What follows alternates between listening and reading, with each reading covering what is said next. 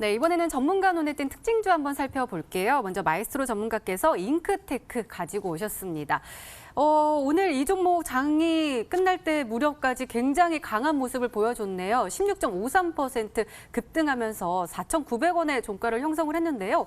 저 일별 시세 보고 진짜 깜짝 놀랐어요. 이렇게 쭉쭉쭉쭉 올라갔다가 저 이거 또 알 것 같아요. N자형 아니에요?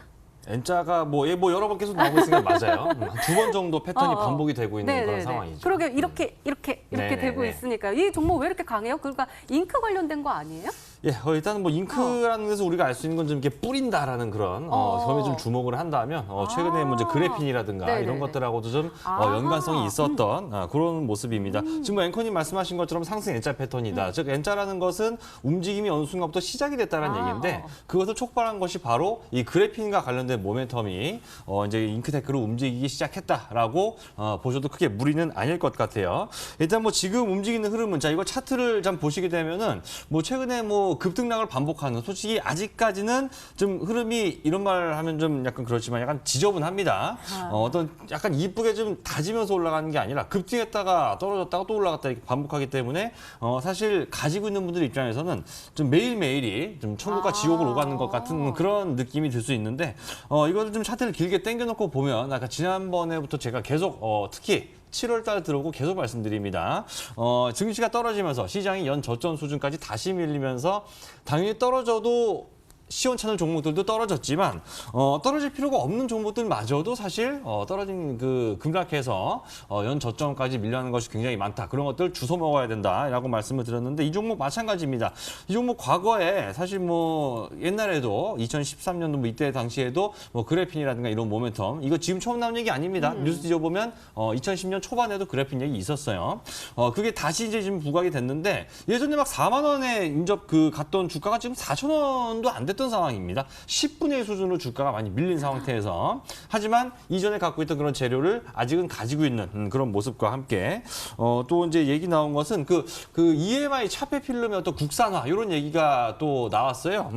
그래서 이제 차폐 필름이 뭐냐면 이 전자파라고 하는 게 이제 아시다시피 공기 막 떠나다니는데 이게 상호간에 이제 방해 전파 이 대수가 있거든요. 그래서 이런 이제 뭐 자율주행이라든가 이런 좀 약간 민감한 부분에 있어서는 이런 전자파 방해 현상이 사실 큰 어떤 문제로 이어질 수가 있겠죠. 그래서 이 회사는 그거를 이제 국산화했다는 걸로 국산화했다는 것이 이제 이번에 얘기가 좀 다시 나오면서 주가가 또 움직이기 시작을 했었습니다. 지금 우리 밑에 있는 저 일본하고 말이죠. 굉장히 지금 치고받고 지금 싸우고 난리가 났습니다. 그러면서 여러분들 뉴스를 볼 때마다 한 두 가지 정도의 단어를 되게 자주 보실 거예요. 첫 번째로는 수출 다변화라는 얘기. 왜냐하면 일본한테 약간 좀 지나치게 의존도가 높았던 것들 일본 말고 다른 나라 뭐 독일이라든가 러시아라든가 땡겨오자는 얘기고 두 번째로 국산화입니다. 국산화. 이제 우리가 스스로 소재까지도 같이 좀 만들어버리자라는 것들이 이제 얘기 나오고 있기 때문에 그 국산화라는 것에 대해서는 사실 개별 기업들의 의지뿐만이 아니라 바로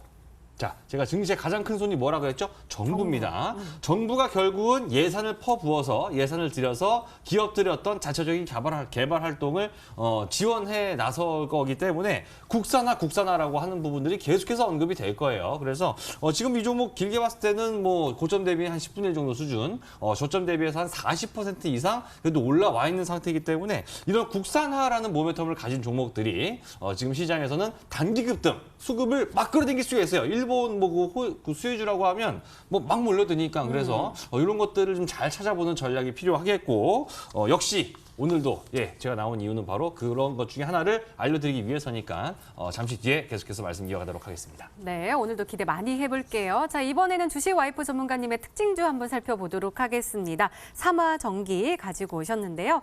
자, 오늘 이 종목이요 상한가에 안착을 하면서 굉장히 핫했거든요. 근데 일별 시세 보니까 이 종목도 놀라워요. 이 종목은 계속 내리 좀 하향세를 보여주다가 7월 10일 정도에 13,950원 정도 찍고 그다음에 조금씩 움직이다가 갑자기 오늘 상한가에 안착을 해서 모든 사람들 딱 놀라게 했거든요. 이 종목이 이렇게 강한 상승세를 보였던 이유는 뭘까요? 네, 오늘 이제 MLCC 관련 종목들이 강세가 나왔었는데 이제 흔히 반도체가 뭐 가전이나 전자제품 안 쓰이는 데가 없잖아요. 그래서 산업의 뭐라고 불립니다.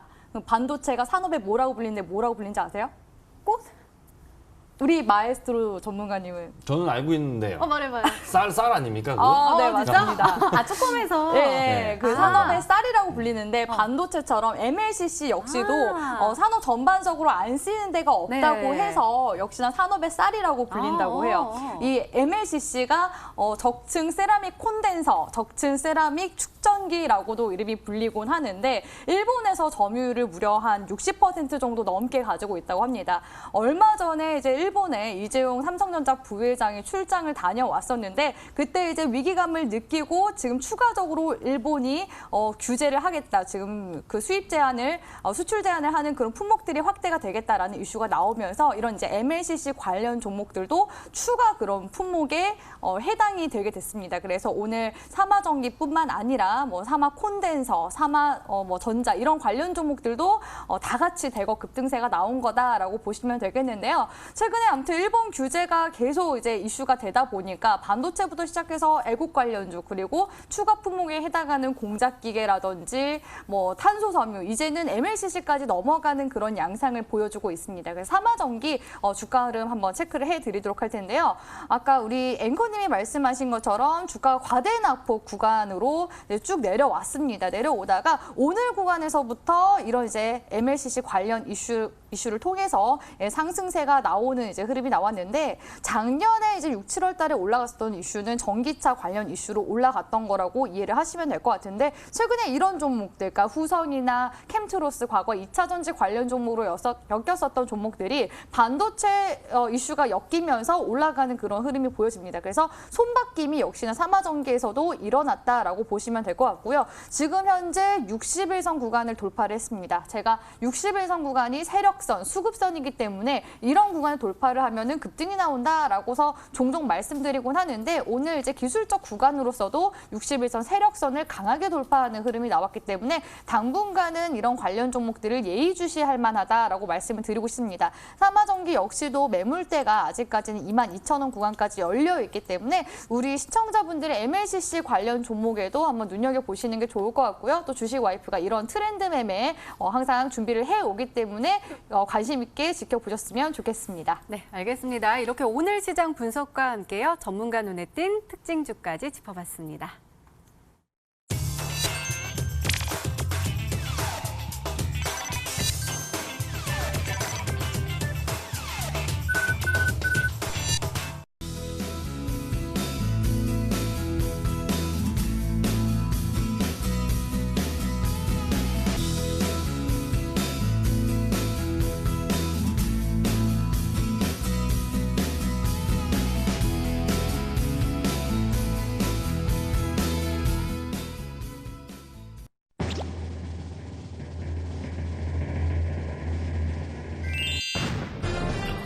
덕산 하이메탈이 정답이었습니다. 많은 분들이 맞춰주셨어요. 그래도 가격 전략이 제일 중요하잖아요. 잘 좀 그렇죠. 세워주세요. 예, 일단 뭐 이왕 밑바닥에서 잡는 거니까 좀 짧게보다는 길게 보라고 말씀을 드리고 싶고 일단은 뭐 목표가부터 먼저 말씀을 드리면 일단 가격 전략 이렇게 좀 해보면 좋으실 것 같아요. 목표가를 일단 10,000원 좀 전에 9,000원까지 목표가를 한번 좀 스윙 관점에서 한 달 정도 두고 보고 9,000원까지 한번 노려보시고 그다음에 이제 손저가 같은 경우는 하단으로 떨어졌을 때 5,000원으로 손절가 대응해 보시기 바랍니다. 사실 뭐 이거 지금에서 9,000원 멀게 느껴지겠지만 사실 올라가 봤자 50% 정도 수익률이고요. 이거 옛날에 그 잘 나갔던 시절하고 비교하면 사실 그래도 엄청 낮은 수준이기 때문에 한번 좀 길게 끌고 가면서 밑바닥에서부터 올라가기 시작하는 게 얼마나 좀 오래 갈 수 있을지 한번 체험해 보시라고 말씀드리겠습니다.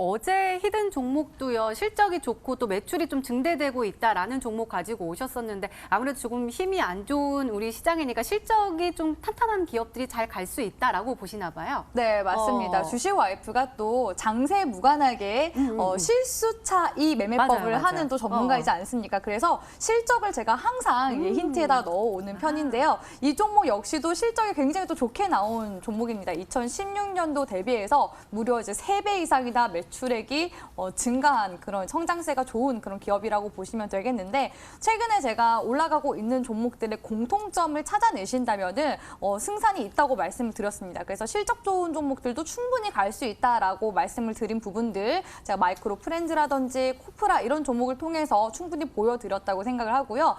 특히 오늘 뭐 후성 관련해서 계속 이제 예시 종목이 많이 나오는 것 같은데 후성도 제가 재무 상태 한번 체크를 해드리도록 할게요. 자, 우리가 올라간 종목들을 이제 분석하는 이유는 이런 흐름을 통해서 지금 최근에 시장이 이렇게 움직이는구나라는 걸 파악하기 위함이라고 말씀을 드릴 수가 있는데 후성 역시도 최근에 인기 종목으로 올라가고 있지만 기업 분석 통해서 재무 상태를 보면요. 자, 보세요.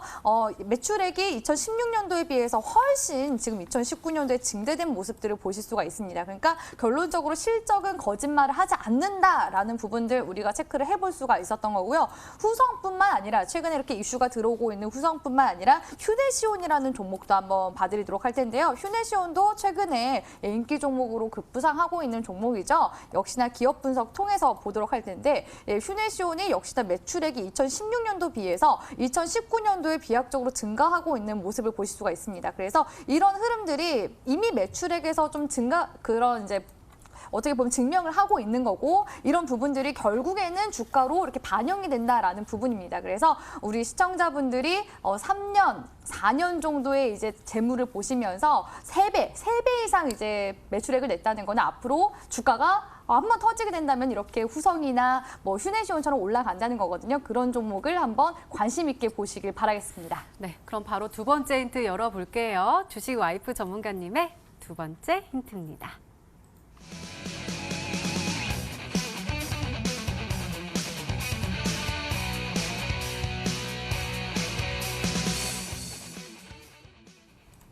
거래량이 많이 늘어나고 있다는 거는 주가 상승에 어떠한 되게 좋은 신호라고 보고 있는데 여기서 주가 등락률이 나왔어요. 그러니까 주가가 굉장히 많이 꿈틀꿈틀거리고 있다라고 보이는 건가요? 네, 뭐 이제 HTS 들어가시면 이제 상한가, 하한가를 들어가시게 되면요 등락률이 나오게 됩니다. 그래서 오늘 이제 당일 등락률 중에서 가장 이제 높았던 종목군들 상위 20위 내에 있는 종목이라고 제가 힌트를 드리는 거고요.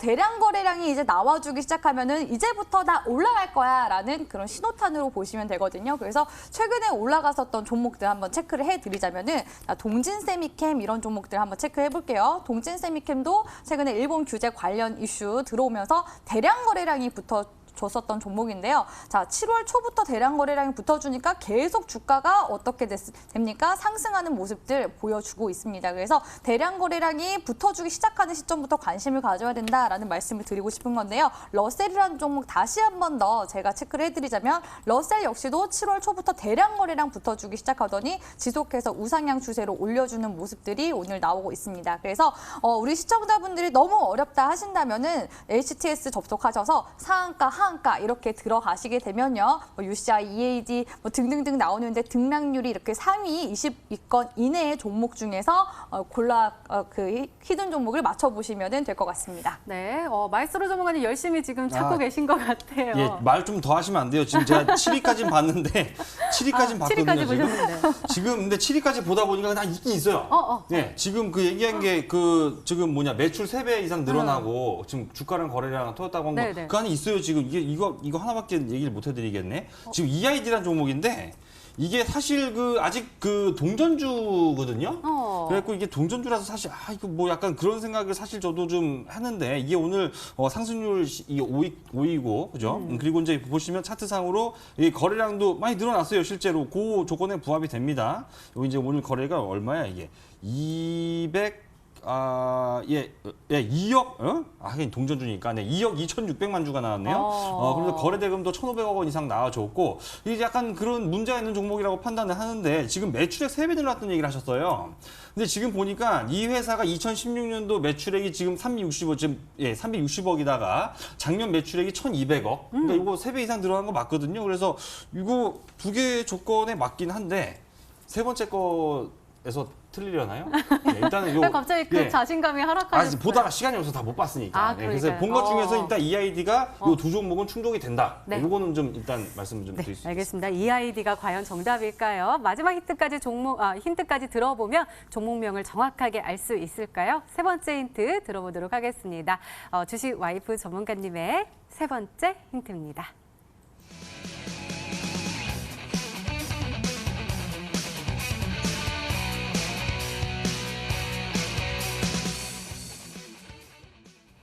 또다시 나왔습니다. 일본 규제. 근데 확대했을 때 수혜를 받을 수 있다라고 하셨으니까 새로운 그 소재 관련된 건가 봐요. 그렇죠. 우리 마에스트로 전문가님 시간을 조금만 진짜 더 드렸으면 맞출 뻔했는데 정말 어떻게 보면 용 쓰신 것 같아요. 근데 동전주는 제가 가지고 오진 않았습니다. 오늘 같은 경우에도 이제 일본 규제 관련 종목들이 상승세가 나오기 시작했는데 제가 이때쯤 말씀드리고 싶은 거는 물 들어올 때 노져라라고 말씀을 드리고 싶거든요. 지난번에 아프리카 돼지열병 관련 이슈 테마들이 돌 때도 뭐 백신 관련주부터 시작해서 대체제 관련 종목들, 석회석 관련 종목들 이렇게 다양하게도 세분화돼서 종목들이 순환매가 나왔습니다. 근데 일본 규제 관련 종목도 지금 마찬가지죠. 반도체부터 시작해서 뭐 애국 관련 종목들 그리고 추가 품목 관련 종목 중에서 뭐 공작 기계라든지 탄소 섬유 오늘은 그 MLCC 관련 종목까지 편입이 됐습니다. 그래서 이 종목들 중에서 제가 우리 시청자분들께 최근 시장에 좀 맞는 걸맞는 그런 트렌드 매매 종목 가지고 왔다고 마지막 세 번째 힌트 드리도록 하겠습니다.